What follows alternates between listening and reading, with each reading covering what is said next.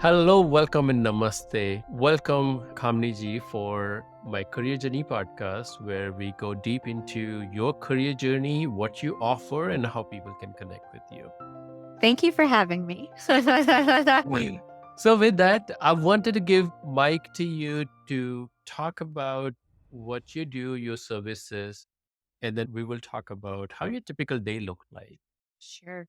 Yeah. So, what I do is I work with people one to one on helping them understand themselves on a deeper level. But really, what it is that I'm doing is giving people the judgment free space to dive into either beliefs or stories that they've been telling themselves that have been operating in the background that they haven't been aware of. Bring those things to the awareness so that they can actually take committed action to move themselves forward. So it really is, it's the antithesis or the opposite of saying this is wrong with you. And instead, I'm giving you space to say, I understand myself better. With this understanding, how do I want to move myself forward? What steps do I want to take to live into these goals that I have for myself? Awesome. And I know many people need that. Many people around me at my work, at my friend circle, they are almost like autopilot mode, where they're living the life that society has selected for them. Yeah. And with their training from every year, they go to the next grade, and from elementary to middle to high school, they have this pattern that they're working, and then every few years they get some kind of promotion, and then they get cars and house, but in that they lose what was the inner drive that they had when they were kids. So I'm excited to have that conversation. I want to ask, what your typical day and week look like?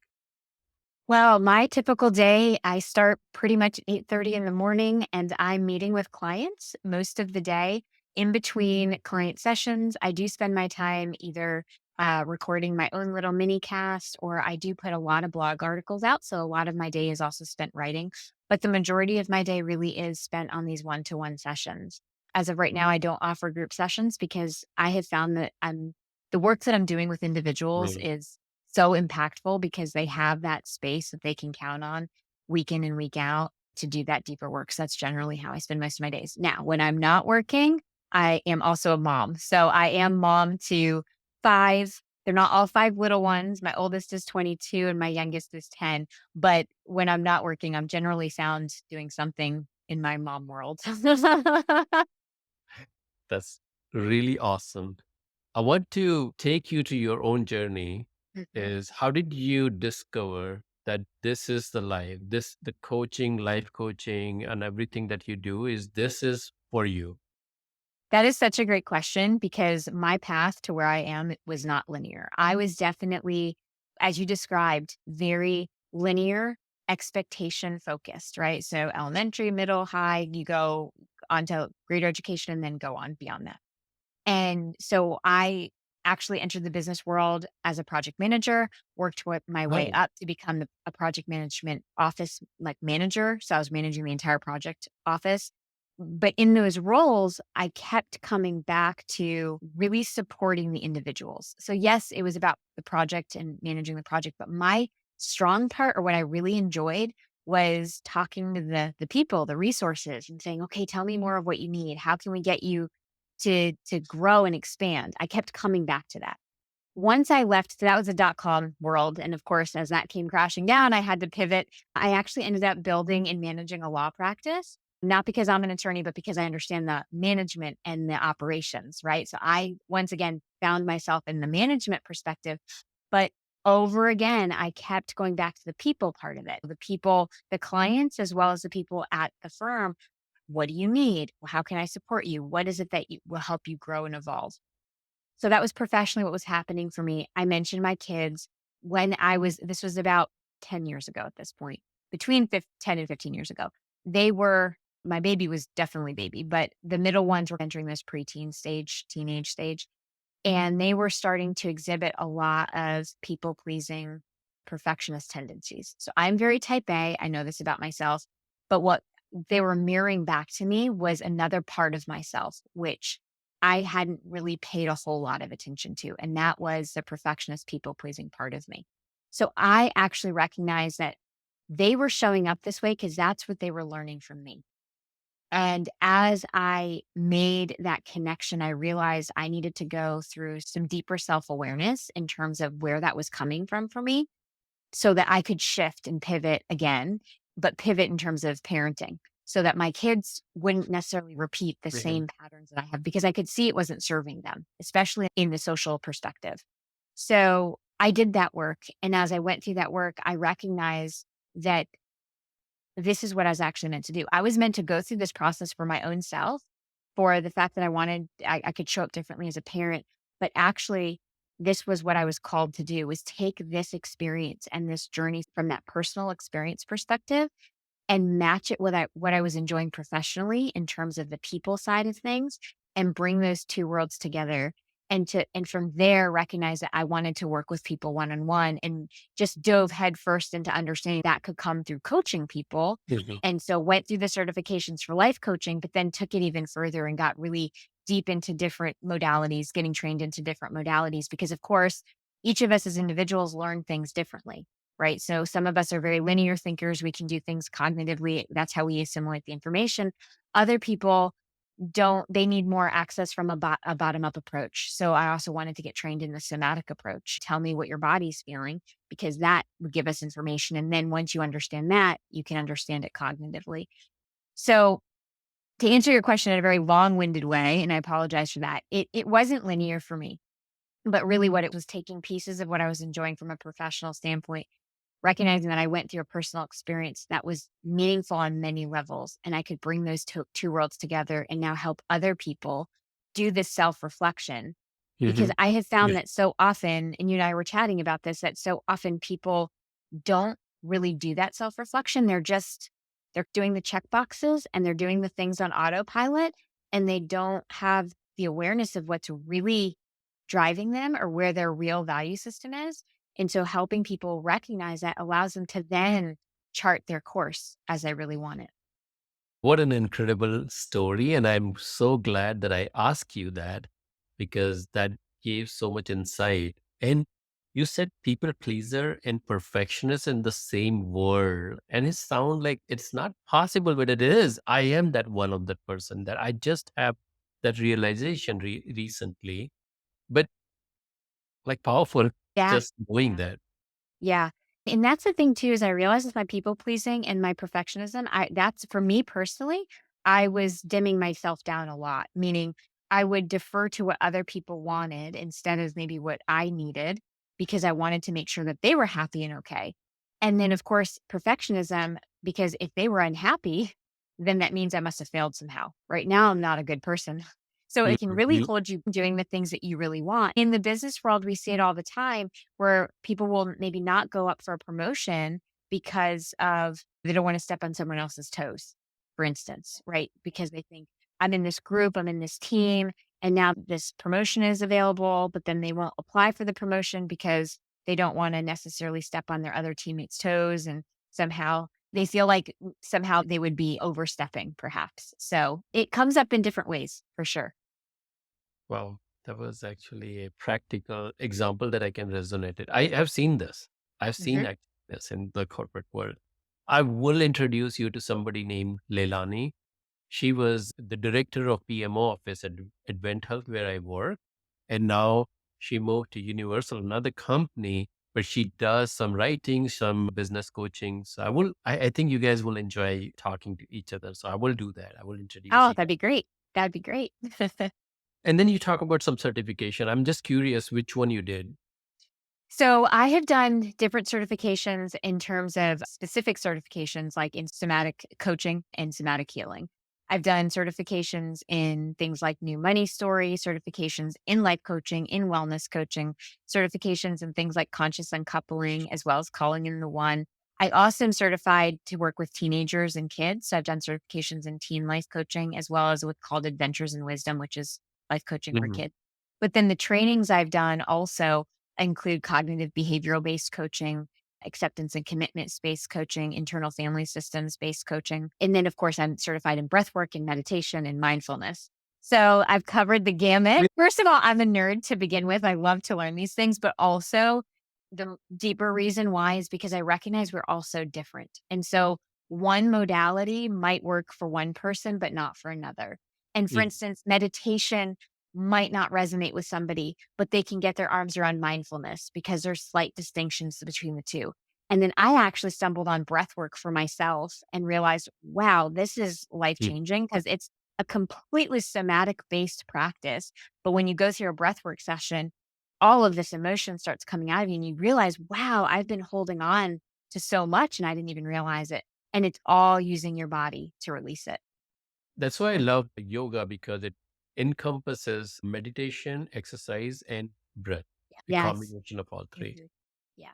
Yeah. So I will talk about one more thing before we move to the next segment is your journey from project management to is something what I have been going through at my work. I have managed project, but for last 5 years I'm managing product and agile transformation, and I felt like the same logic, same practices can apply to a person. So Yep. a person, product, and company founders, same thing. And then you can just go with your goals and quarterly planning and your discovery and your MVP as your professional and personal growth. You can Mhm. apply many of the same logic there. Mhm. Yeah, you absolutely can. It's so funny because people sometimes look at me strange and say, you are a project manager and now you're a life coach. Yeah, there's a lot of synergy though, Yeah, because the way that we set up a project in order to be successful, really it translates. We're just doing it with life instead, and we're doing it with right. personal as well. Yeah. Yep. Yep. 100%. All right. So let's get deep dive into, we're going to just pick a scenario, which I'm hoping will help you illustrate how you do things and whoever is watching will able to see that how this works. So let's say if a person who is your client, how and come for a discovery session, how does it work? I will tell you a story, okay, before we start this. About 4 or 5 years ago, my company gave me a executive coach, Mhm. Nikki. Her an amazing person. The engagement was like the goal for that session or that coaching was to me to enhance my executive presence or build my executive presence so that I can be ready for a director position. Mhm. That engagement lasts for 10 months. Okay, Mhm. we done a lot of writing, we like brainstorming, so many things happen in that 10 months. And the result was I realized that I am done with the corporate ladder and I Mm. don't want to become a director. I want to do something different, something bigger than myself, something bigger than the corporate life can provide me, which is helping people. Like just like you, helping people, helping build great product. I don't know exactly what, but it started with people. So I had that real life experience myself that how this can change and address the root drive that you have. So Mhm. highly recommend that. And with that, I want to hand over mic to you that how does these sessions work for somebody who comes to you? Yeah. Also, that's such a great example. And I love that was your life experience. That's amazing. So, when working with me, the way that any relationship starts always starts with a very first initial phone call where we really just have an opportunity to understand what it is that the individual is looking for, what it is that, where are they in life, and where is it that they want to head. And the reason why that conversation is so important at the get go, that first initial call, is to make sure there's the right fit. Because the one thing that I hold myself really truly accountable for is that the space that my client and I create together needs to be a space that they know that they can count on no matter what. It's a judgment free, safe space. And so that starts with that first phone call to say, I want to know you and I want you to know me. And let's feel into, do Yeah. we resonate with each other? Because for me personally, in any relationship I have, emotional safety is number one priority because I believe that you can't really get to really know somebody and really be vulnerable with them if I don't have emotional safety. And so, again, I hold myself accountable for creating that space, but want my client to feel the same. So that's the number one thing that I start with. After that, I do engage very similar. You said 10 months. Yeah, I engage with my clients for 6, 12 months, sometimes longer, because what we're doing is we are creating a rediscovery of self and realigning that relationship with self. Because so often and especially as a high achiever myself, I spent years just doing, and every accomplishment was where worthiness came from. And so the shift that I'm really working with my clients on is accomplishments are amazing and we absolutely celebrate them, but let's come back home to self. Who are you as an individual outside of the accomplishments or the things that you're doing? And really re-engage with what's important to you. What do you value? What's meaningful to you? What are your needs? That's a big one, especially as a people pleaser. We tend to not know what our needs are. And also, a lot of the work that I do with my clients is bringing to the awareness maybe some limiting beliefs or some old narratives that are no longer serving us. So, for instance, for me personally, I definitely had a narrative around wanting to make sure that I was pleasing other people because for me, that created a space of feeling accepted and belonging. This is a very old narrative from when I was younger. I was brought up in a predominantly white town in Connecticut, and 5-year-old me wanted to fit in, and that Kamini solved that by making sure that I did what other people like, made sure they were happy. "Oh, you want this? Let me help you with Right. that. You need this? Let me help you." Why? Because it gave little Kamini a sense of belonging. Little Kamini then assimilated that became part of my being and became part of my narrative. So in my adult years, I recognized, "Oh, that's an old narrative, and it served me when I was a little girl, but now that narrative is actually holding me back." That narrative is not allowing me the room to maybe go off and create this life coach practice, right? Because I'm worried about what other people are going to need or Mm. making sure that they're okay. So that's a lot of the work that I'm doing with my clients, really helping them truly understand themselves, right? Because it's about the relationship with self. Understand yourself, create that relationship, and then determine what it is that you want, whether it be professionally or personally. So, giving even your example, it was, wow, over this 10 months, I realized I'm actually resonating with the corporate ladder. Maybe that was an external expectation. Maybe that was just a narrative that was assimilated. But as you went through the work and you started rediscovering self, it sounds like you recognize, wow, the thing that really is meaningful to me is doing something different outside of this. And that's what the coaching is about, is creating that space to say, okay, what is it that you really want? What really will bring you that joy? And then what steps are we going to take? That's part of the coaching too, is now we put committed action in place in order to hold you accountable to take steps towards those goals. And in this session, in your response, one of the things that you said is about limiting belief. Mhm. This thing is so huge. That nagging voice that always tells you what you can do, what you cannot do, and your unconscious mind, especially conscious, unconscious mind, that directly or indirectly make decisions for you just based on what happened in your childhood. Oh, yeah. Most often it's unconscious. It's completely happening on autopilot. Yeah, such a powerful thing.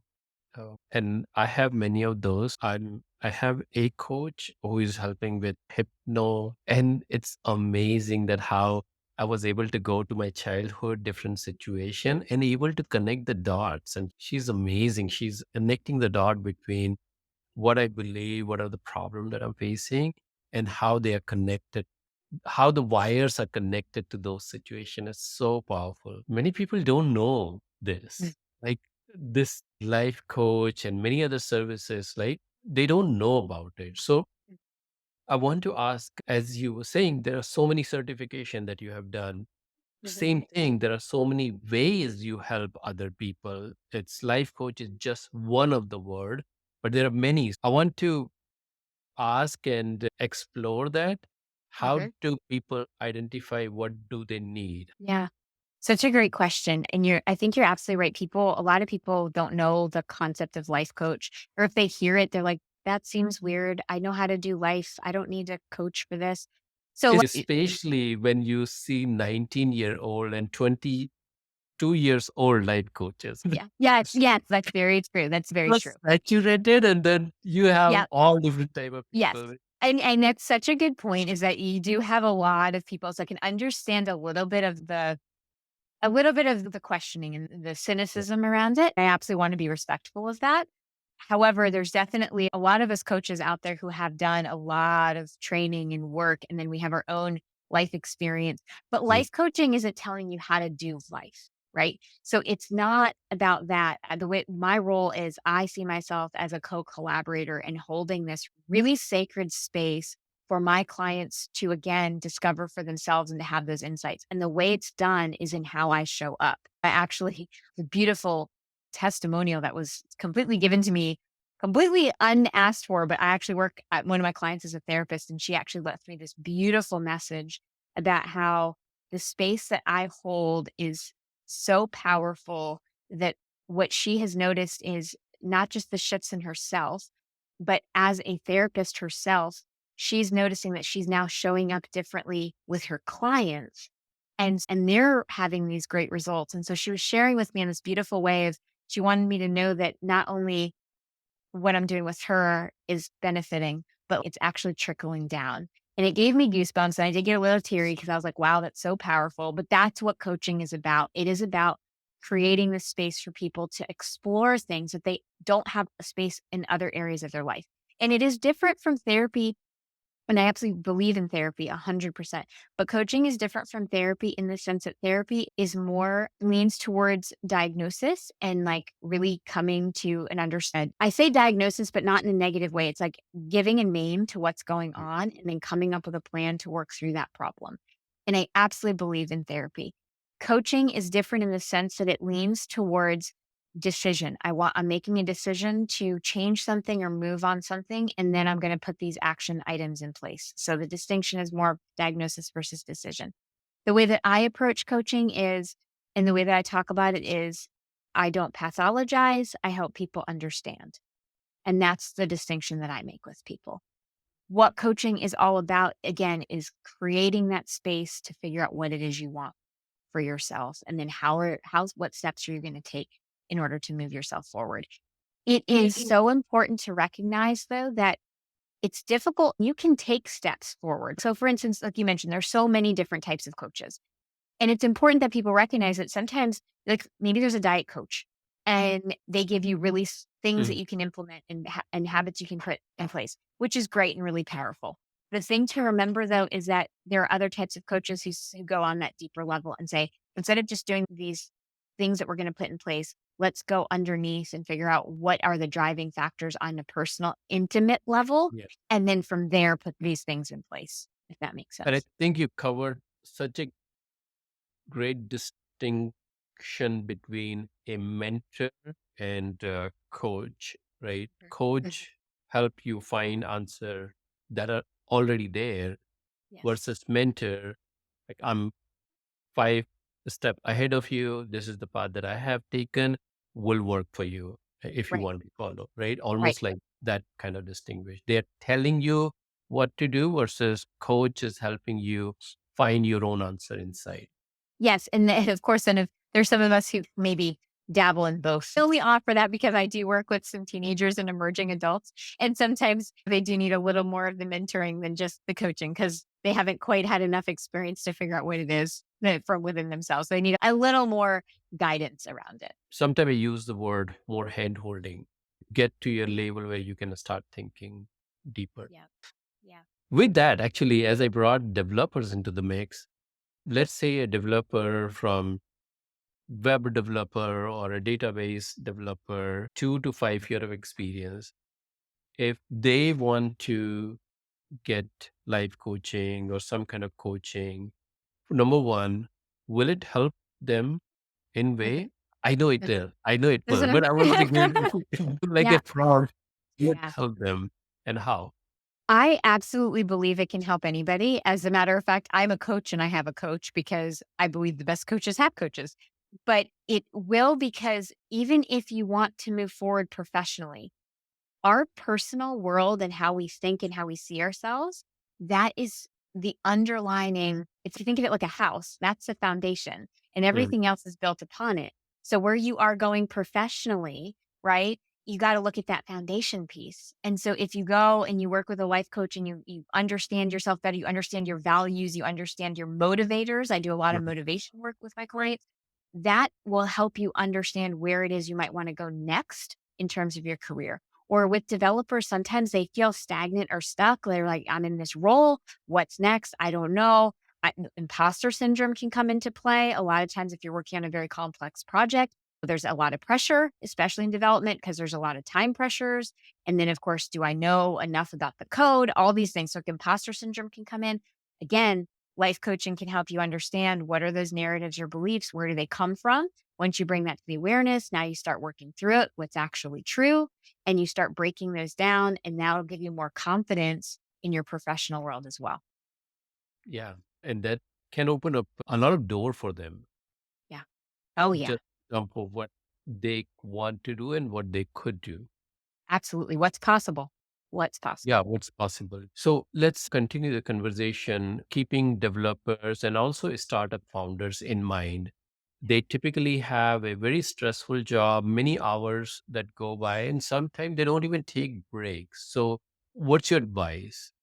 Yeah, it's such a great topic. I coach so many people around this because I generally work with a lot of high achievers, right? And by high achievers, it's people who are working these long hours, are pushing themselves, they've got these goals for themselves. And so what ends up happening is the stress and the anxiety, stress around I'm overwhelmed, I've got too much to do, or I'm worried about potentially failing or missing a deadline.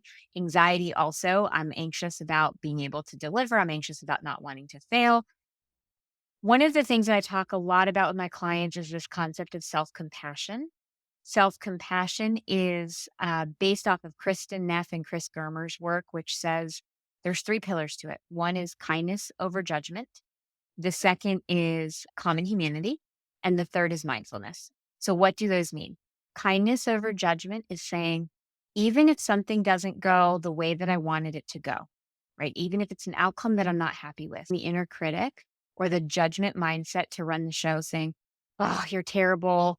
You totally messed that up.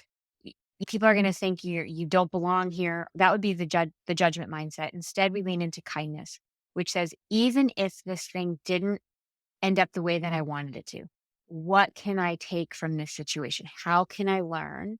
And what can Mhm. I learn? And what can I apply going forward? That second pillar of common humanity is a really important one because so often, if we feel like we've messed up or something isn't going the way that we want it to go, we will self isolate. We will go within, we will say, nobody understands. I can't share this with anybody, almost in a form of self shaming. Common humanity says, no, other people have had similar experiences.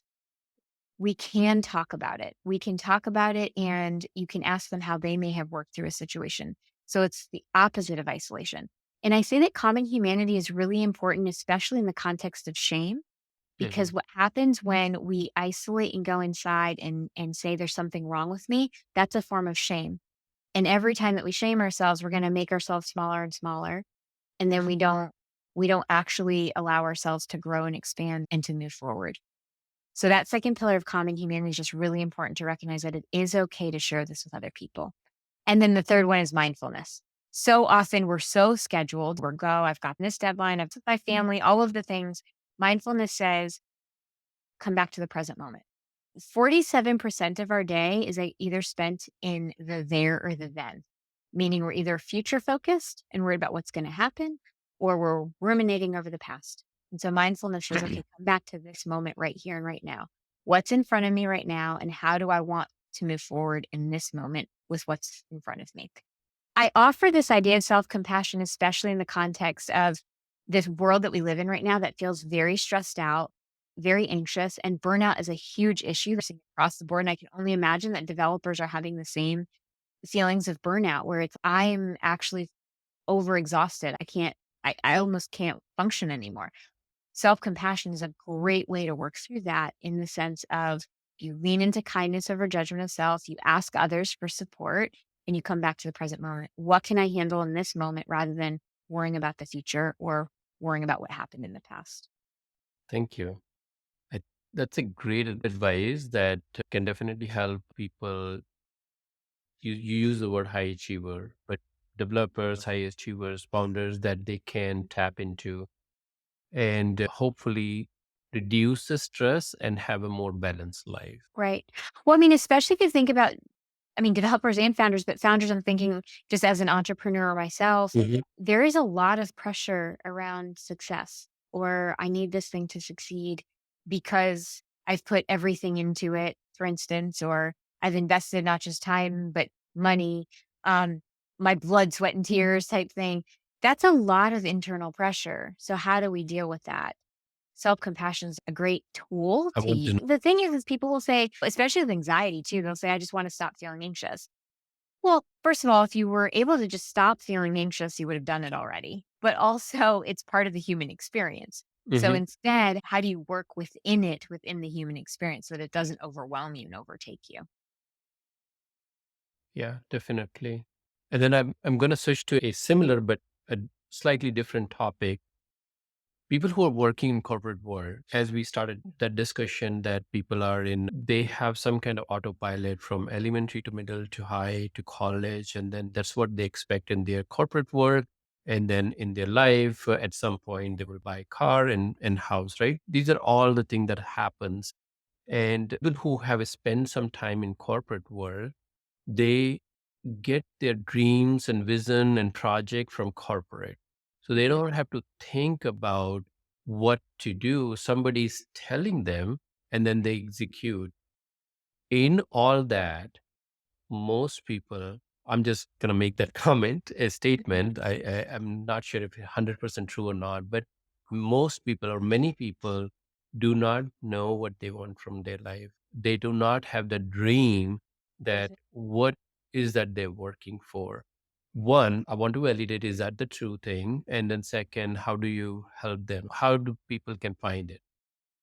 Yeah, I haven't done the full research either, but I'm guessing we could find some research on it because I believe based on my clients that I've worked with, that's been the case for sure, is that they've live in I call it living to external expectations, right? So this is what's expected of you. Yep, check the box, and the next level, and it's all laid out for you.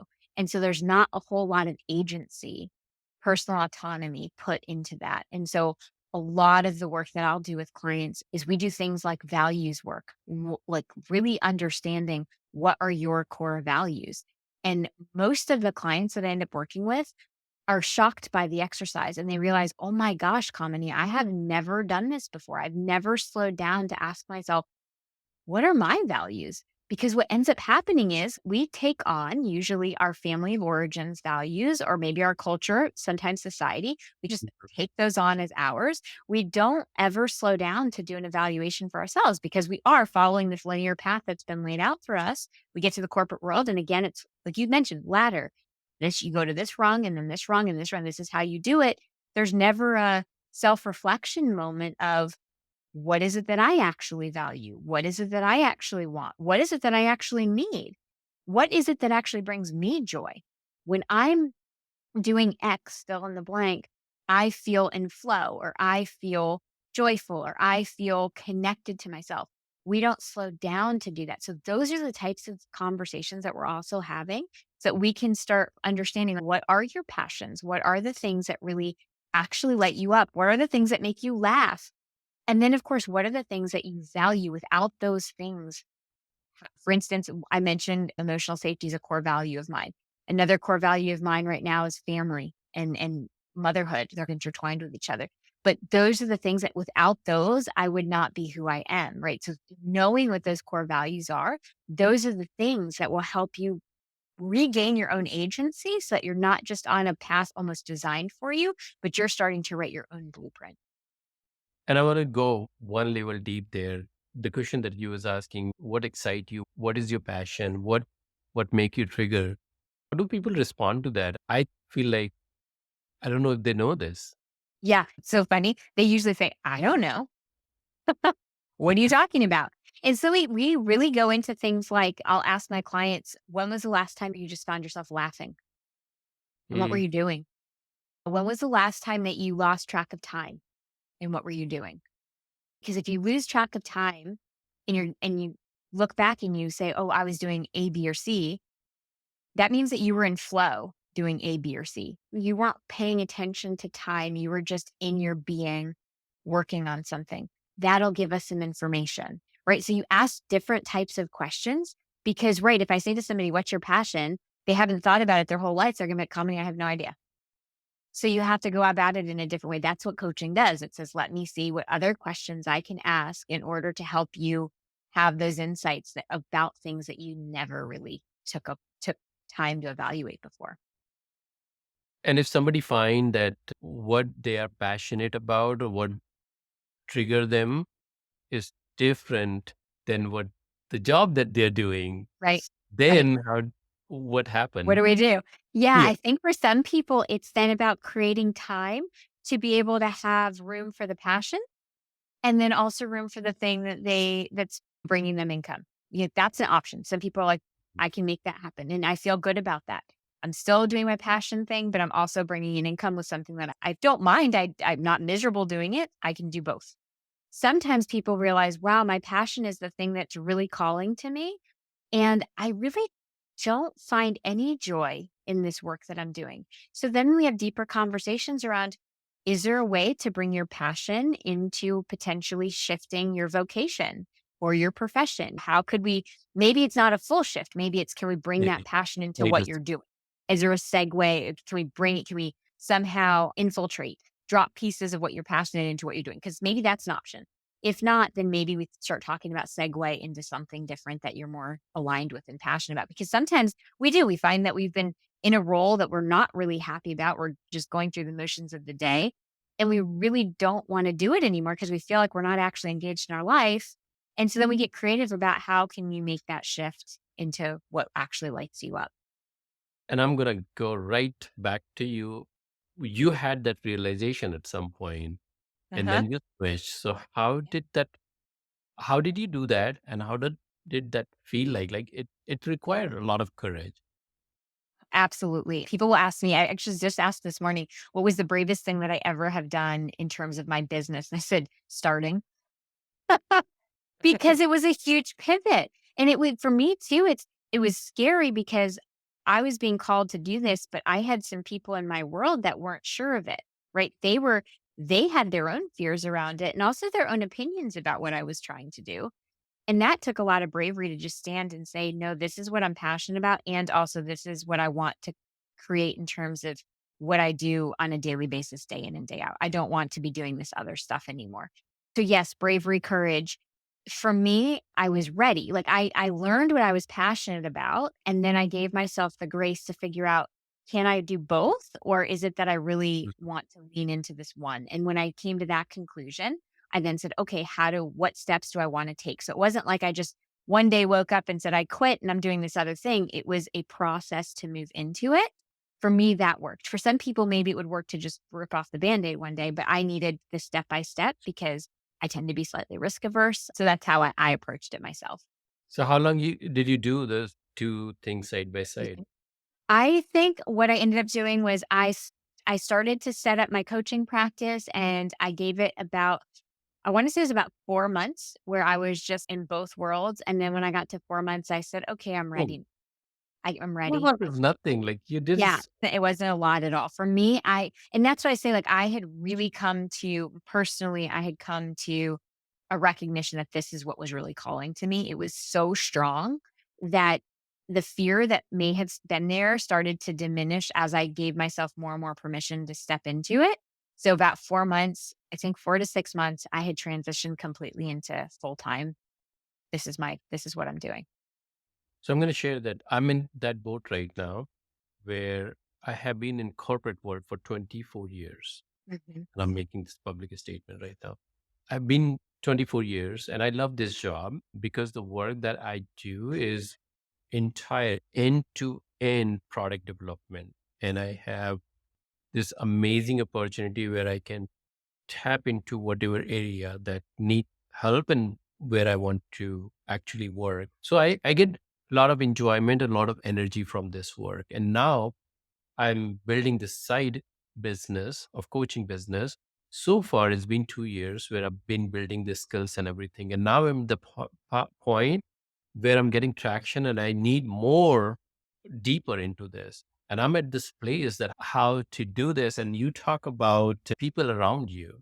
And I Mhm. have people around me, my significant people around me, without taking her name, who feel scared that anytime she sees the possibility of me leaving this job and doing this full time, where I'm not earning any money. I'm doing it for I started out of my passion, Mhm. and writing passion, and where sometimes you need that support and you feel like you are spending too much energy convincing somebody who Mhm. is not able to see the vision that will be there 2 3 years from now, or whatever the Mhm. time frame is. So you gone through this exact same thing, I believe. So what is your advice to me? How did you do it? And what's your advice to people like me?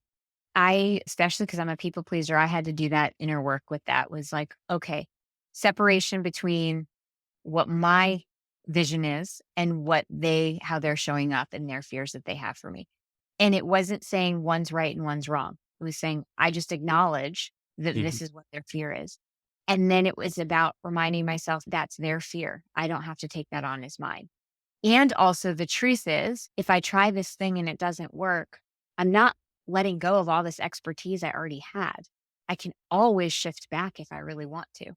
By doing this new thing, I'm not suddenly going to forget how to do all the things that I've already been trained in doing. For me, also, it was like almost 20 years, not going to lose that. So there was a bit of self trust that needed to be Mhm. developed too, where it was like, I'm okay. And I just have to tell the people around me is, I understand your fear. I think it's totally valid that you feel afraid.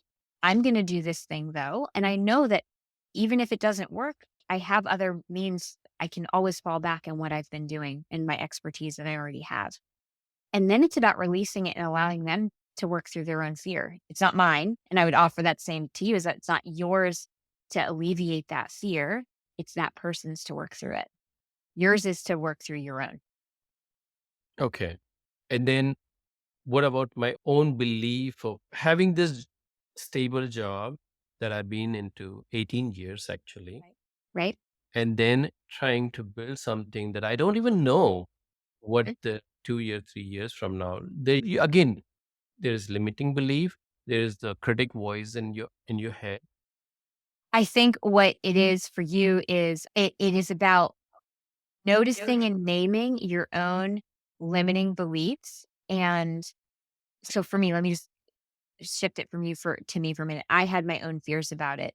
It was naming out what is it that I'm afraid of and how am I scaring myself? Noticing the limiting beliefs for me, it was around fear of failure as a perfectionist. Once you name that out, it's even if the worst thing happens and it completely flops, what would I do? And Mm. for me, the answer was I'd go back to what I know and I would just do that again. If that's worst case scenario, I go back to what I've been doing. So I would offer the same things like to work through your own limiting beliefs. It's call them out, name them, but then say, okay, how am I afraid? How am I scaring myself? And then ask that really important question. It's like, okay, so then what? What would I do? Most probably it'll be something similar where it's I can always go back to what I've known for the last 18 plus years. Because that expertise doesn't go away. That doesn't go away. Yeah, that's what I will be using.